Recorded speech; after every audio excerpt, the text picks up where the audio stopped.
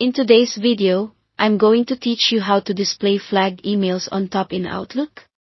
Let's start with the classic Outlook experience, where you can make a small view change that neatly groups flagged messages right at the top of your list. Open Classic Outlook and go to the folder you care about, like your inbox. Up on the ribbon, head to View, then choose View Settings. This opens the Advanced View Settings window, which controls how your messages are organized. Click Group By. In the Group By dialog, first uncheck Automatically Group According to Arrangement, because we want to take control of the grouping. From the Group Items By drop-down, select Flag Status. Now choose the order ascending or descending, whichever puts your flag group at the top in your view. Don't worry, you can switch it later if it's not what you expect. Click OK, then OK again to apply the change.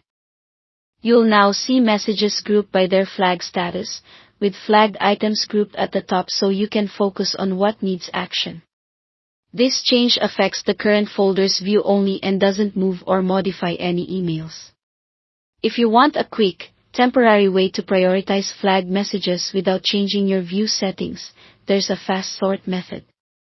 First, turn off the reading pane so your column headers are easy to work with. Go to View, choose Reading Pane, and set it to Off.